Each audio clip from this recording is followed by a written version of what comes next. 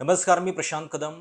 CBI आणि ED या देशामध्ये तपास यंत्रणा राहिलेल्या नाही आहेत, तर त्या भाजपच्या प्रचार यंत्रणा कशा बनलेल्या आहेत आणि भाजपसाठी मित्र पक्षाप्रमाणे या संस्था निवडणुकीत काम करतात, हे दाखवून देण्यासाठी आजच्यासारखा दुसरा दिवस नाही आहे. दिल्लीतल्या ज्या मद्य परवाना घोटाळ्यावरून भाजपनं संपूर्ण देशभरामध्ये रान पेटवलं, ज्या घोटाळ्यामुळं भ्रष्टाचाराचा आरोप करत दिल्लीत केजरीवालांची सत्ता गेली आणि भाजपच्या रेखा गुप्ता या मुख्यमंत्री बनल्या, त्या प्रकरणामध्ये राऊज ॲव्हेन्यू CBI कोर्टाचा शेवटी निकाल आलेला आहे. आणि या निकालामध्ये मुख्यमंत्री अरविंद केजरीवाल, उपमुख्यमंत्री मनीष सिसोदिया यांच्यासह तब्बल 23 जणांना, 1 ते 23 एकाही जणाच्या विरोधात एकही आरोप सिद्ध होऊ शकत नाही असं CBIच्या कोर्टानं म्हटलेलं आहे. आणि ज्या CBIनं चार्जशीट दाखल केली, उलट त्यांच्याच तपासावरती त्यांच्याच हेतुपुरस्सर अशा लोकांना गोवण्याच्या विरोधात कडक ताशेरे न्यायालयानं नोंदवलेले आहेत. आणि हे वारंवार होत आलेलं आहे. महाराष्ट्रामध्ये संजय राऊत यांच्या विरोधातला EDचा जो निकाल होता, त्याच्यामध्ये EDवरती ताशेरे होते. ज्या छगन भुजबळांच्यावरती भाजपनं भ्रष्टाचाराचे आरोप करत महाराष्ट्र सदनाची केस दाखल केलेली होती, नंतर त्याच केसमध्ये क्लीन चिट येते. आणि आता इकडं दिल्लीमध्ये, आणि तुम्ही विचार करून बघा की या देशातल्या एका राज्याचा मुख्यमंत्री हा 156 दिवस जेलमध्ये होता. उपमुख्यमंत्री मनीष सिसोदिया यांनी तर तब्बल 530 दिवस हे तुरुंगामध्ये घालवले, इतके सगळे आरोप झेलले, आणि शेवटी काय, तर एकही आरोप सिद्ध होत नाहीये. म्हणजे या लोकांना त्यावेळी जामीन सुद्धा मिळू दिला जात नव्हता.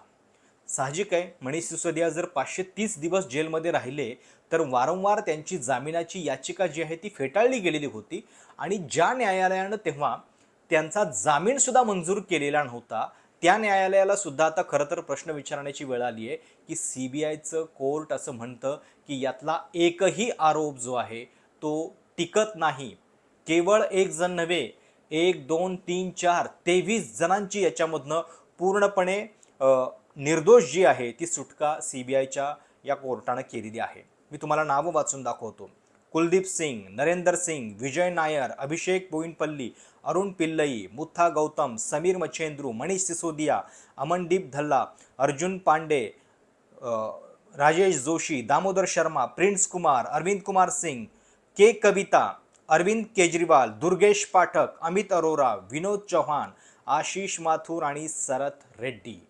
आता मुद्दाम ही तुम्हाला नावं वाचून दाखवली कारण यातली नावं जी आहेत ती आम आदमी पक्षाच्या वर्तुळाच्या पलीकडची आहेत. यातलं एक नाव के कविता या चंद्रशेखर राव, तेलंगणामधले TRSचे माजी नेते, माजी मुख्यमंत्री, त्यांची कन्या आहेत, त्यांचं सुद्धा नाव याच्यामध्ये गोवण्यात आलेलं होतं. शेवटचं नाव जे मी वाचलं, शरत रेड्डी, हे एका फार्मा कंपनीचे, अरविंदो फार्मा कंपनीचे डायरेक्टर आहेत, संचालक आहेत, संस्थापक आहेत, आणि त्यांचं सुद्धा नाव याच्यामध्ये आलेलं होतं.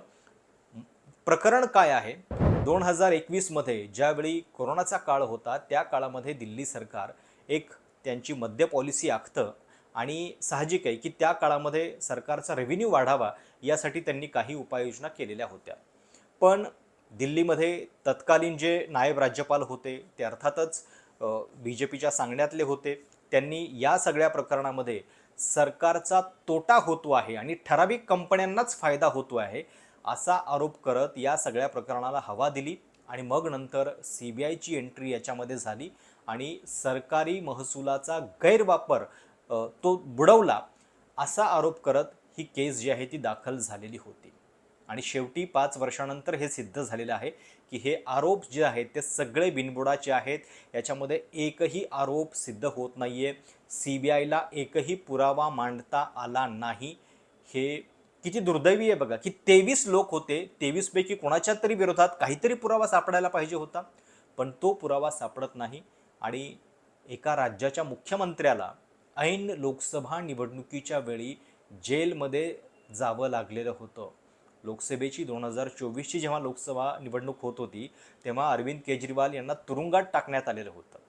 मनीष सिसोदिया दिल्लीचे शिक्षण मंत्री होते आणि दिल्लीचं हे शिक्षणाचं मॉडेल जे आहे ते दिल्लीच्या बाहेर पसरायला लागलेलं होतं. त्याची चर्चा व्हायला लागलेली होती. दिल्लीतल्या शाळा बघायला दिल्लीच्या बाहेरचे लोक तिथं येऊ लागलेले होते आणि त्या मनीष सिसोदियांना शेवटी 530 दिवस तुरुंगामध्ये घालावे लागले. हे पाप नेमकं कोणाचं? आज जे फटकारे कोर्टानं ओढलेले आहेत ते CBI वरती ओढलेले आहेत, पण मुळामध्ये आत्ता या देशामध्ये CBI असेल किंवा ED हे आपल्या आदेशानं, आपल्या विवेकानं तिथं गेलेले होते का? त्यांना कोणीतरी वापरणारं होतं, त्यांचं नेमकं काय? म्हणजे हे षडयंत्र रचणारे जे लोक आहेत, जे जाहीर सभांमधून अरविंद केजरीवाल यांना भ्रष्टाचारी ठरवत होते, त्यांना नेमकं आता कोण जबाबदार धरणार, हा याच्यातला प्रश्न आहे.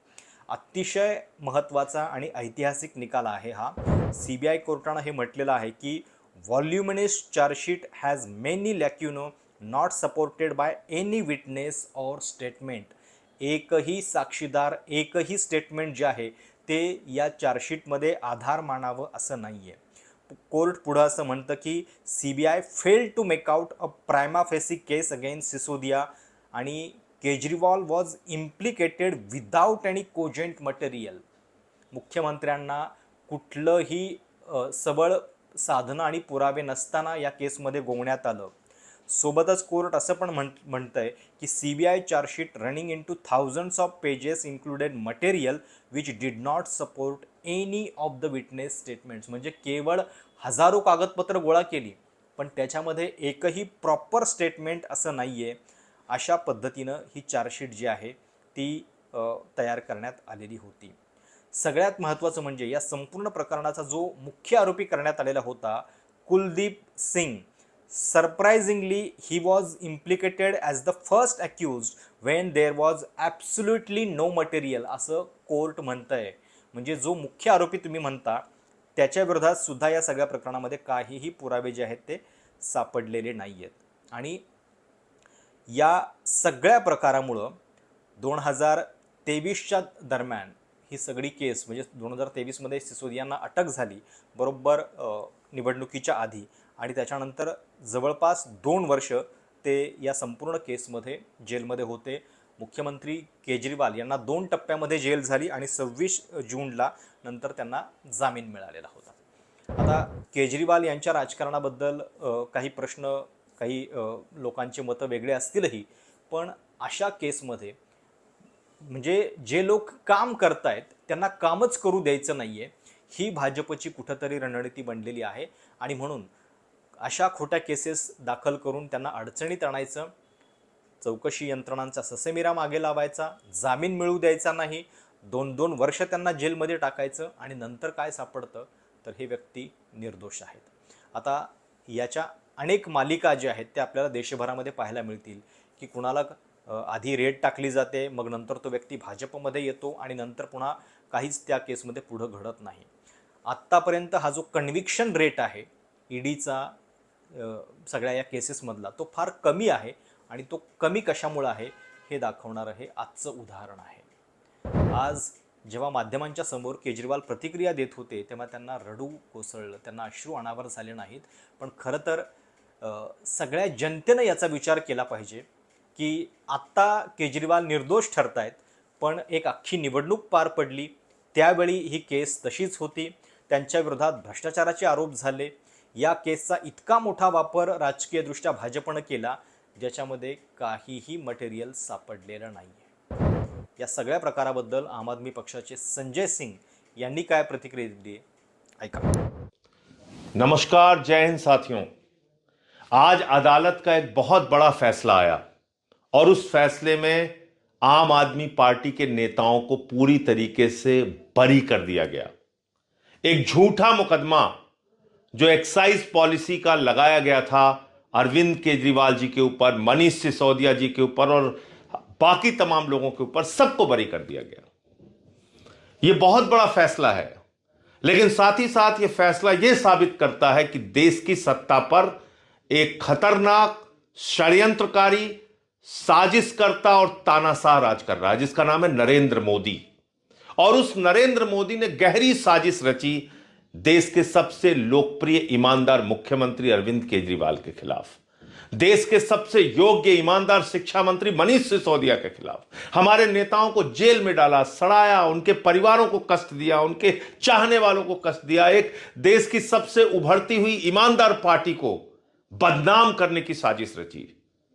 प्रधानमंत्री नरेंद्र मोदी जी, अगर आपके अंदर जरा सी भी शर्म हो तो पूरे देश से माफी मांगिए। आप इस देश की प्रगति के लिए बाधा हैं, आप इस देश के उत्थान के लिए बाधा हैं, लोगों के विकास के लिए बाधा है। आपको यह देखा नहीं जा रहा था कि दिल्ली में स्कूल कैसे अच्छे हो रहे हैं, अस्पताल कैसे अच्छे हो रहे हैं, क्योंकि आपकी सोच, आपके विचार और आपके गृह मंत्री अमित शाह के विचार विध्वंसकारी हैं। हमें भारतीय न्याय प्रणाली पे भरोसा है। मैं जज साहब का बहुत बहुत शुक्रिया अदा करता हूं, जिन्होंने हमारे साथ न्याय किया, सत्य की जीत हुई। मैं हमेशा कहता था कि भगवान हमारे साथ है। मोदी जी ने और अमित शाह जी ने मिल के आज़ाद भारत का सबसे बड़ा राजनीतिक षड्यंत्र रचा। आम आदमी पार्टी को ख़त्म करने के लिए आम आदमी पार्टी के सबसे बड़े 5 नेताओं को जेल में डाल दिया गया। यहाँ तक कि सिटिंग चीफ मिनिस्टर, जो आज तक भारत के इतिहास में कभी नहीं हुआ, सिटिंग चीफ मिनिस्टर को उसके घर से घसीटकर जेल में डाला गया और 6 महीने तक जेल में रखा गया। हमारे उप मुख्यमंत्री मनीष सिसोदिया जी, उनको लगभग 2 साल तक जेल में रखा गया। पूरा का पूरा फर्जी केस था। हमारे ऊपर कीचड़ फेंका गया। 24 घंटे टीवी चैनलों के ऊपर डिबेट चलते थे, खबरें दिखाई जाती थी, केजरीवाल भ्रष्ट है, केजरीवाल भ्रष्ट है। केजरीवाल हो रहा है यार, तुम कहाँ हिलाओ मत भाई। हो गया सर, हिलाओ मत भाई। संभालिए सर, अपने आप संभालिए सर, हिम्मत सर, हिलाओ मत भाई। केजरीवाल भ्रष्ट नहीं है। मैंने केवल अपनी जिंदगी में ईमानदारी कमाई है। इन्होंने झूठा केस लगाया और आज ये साबित हो गया। कोर्ट ने कहा है कि केजरीवाल कट्टर ईमानदार आहे। आणि मगाशी मी जो उल्लेख केलेला होता की याच्यामध्ये अरविंदो फार्मा नावाच्या एका कंपनीला सुद्धा गोवण्यात आलेलं होतं, के कविता यांचं सुद्धा नाव होतं आणि याचा थेट संबंध जो आहे तो इलेक्ट्रोल बॉन्डशी सुद्धा आहे। इलेक्ट्रोल बॉन्डमध्ये जी कंपनी भाजपला देणगी देते, म्हणजे बघा या कंपनीचं नाव येतं लिकर पॉलिसीमध्ये, त्यांच्यावरती छापे टाकले जातात आणि नंतर काही दिवसांनी ही कंपनी जी आहे ती भाजपला देणगी देते, हे सुद्धा इलेक्ट्रोल बॉन्डच्या डॉक्युमेंट्समध्ये उघड झालेलं होतं। के कविता ज्या तेलंगणाच्या माजी मुख्यमंत्र्यांच्या कन्या आहेत, त्यांचं सुद्धा नाव याच्यामध्ये गोवण्यात आलं आणि चार्जशीटमध्ये CBIनं जे शब्द वापरले त्याच्याबद्दल सुद्धा कोर्टानं ताशेरे ओढले। साऊथ ग्रुप, नॉर्थ ग्रुप अशा पद्धतीनं एक प्रादेशिक दृष्ट्या काही लोकांना बघण्याचा प्रयत्न सुद्धा या चार्जशीटमध्ये CBIनं केला, जो चुकीचा आहे। CBIनं फक्त गुन्हा काय आहे हे बघितलं पाहिजे। गुन्हेगार कोण आहेत, कुठल्या पार्श्वभूमीचे आहेत, कुठल्या प्रदेशातून आलेले आहेत याचा ठळक उल्लेख करण्याची गरज नाही, असं सुद्धा CBIनं या निकालामध्ये म्हटलेलं आहे। त्यामुळं इतक्या मोठ्या केसमध्ये केवळ अरविंद केजरीवालच नव्हे, त्यांचं जवळपास डझनभर मंत्री हे आरोपांमध्ये, घोटाळ्यामध्ये गोवण्याचा प्रयत्न झालेला होता। त्या केसचा निकाल शेवटी हा असा आलेला आहे। आता राऊझ-एमिनी कोर्ट हे CBIचं पहिलं कोर्ट आहे। याच्यानंतर आपण हायकोर्टात अपील करू असं CBI म्हणतंय, पण मुळामध्ये आत्ता 1 ते 23 एकाही व्यक्तीच्या विरोधात जर त्यांना आरोप सिद्ध करता आला नाही, पुरावे गोळा करता आले नाहीत, तर पुढं नेमकं काय होणार आहे हे आपल्याला माहिती आहे। अशा पद्धतीच्या या सगळ्या केसेस, हा पॅटर्न जो आहे तो भाजपचा केवळ दिल्लीमध्ये नाही सगळ्या देशभरामध्ये बनलेला आहे। आणि ज्या दिवशी लोकांना हे कळेल की या सगळ्या गोष्टींचा वापर भाजप केवळ स्वतःच्या फायद्यासाठी, राजकीय स्वार्थासाठी करतं, तरच या अशा निकालांचा उपयोग होणार आहे। तुम्हाला या सगळ्याबद्दल नेमकं काय वाटतं? तुमच्या सूचना, प्रतिक्रिया नक्की कळवा। चॅनल सबस्क्राईब करायला विसरू नका। धन्यवाद।